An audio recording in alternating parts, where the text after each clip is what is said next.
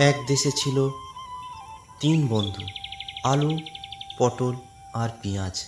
তারা একসঙ্গে বড় হয়েছে, সব কাজ একসঙ্গে করে আর একে অপরের খুব প্রিয় ছিল। একদিন তাদের মনে হলো, সবাই তো আমাদের খেতে ভালোবাসে, কে সবচেয়ে জনপ্রিয়? প্রথমে আলু বলল, ভাই, আমি না বাচ্চা বুড়ো সবারই প্রিয়। ভাজি করো, ভর্তা করো, চিপস করো, সব কিছুতেই আমি রাজা।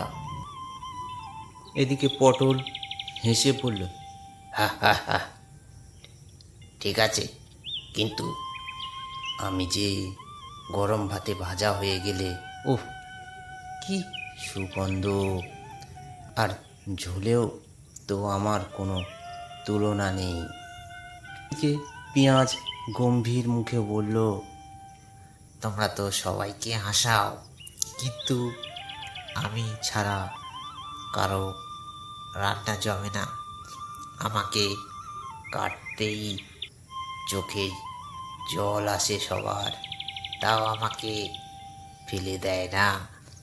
আমি না থাকলে সেই গন্ধটাই তো আসে না। তিনজনাই একটু চুপ করে গেল।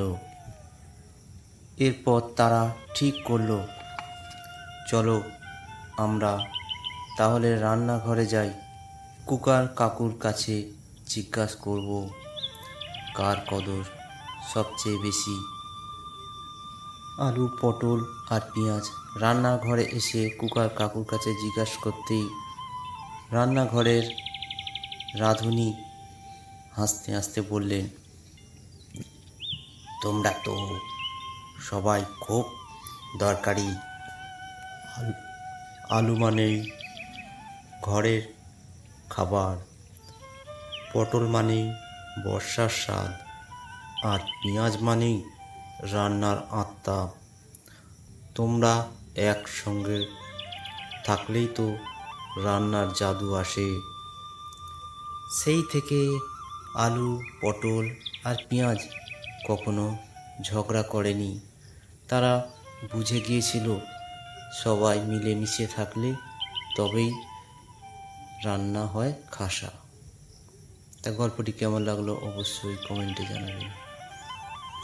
ভিডিওটি দেখার জন্য সবাইকে অসংখ্য ধন্যবাদ।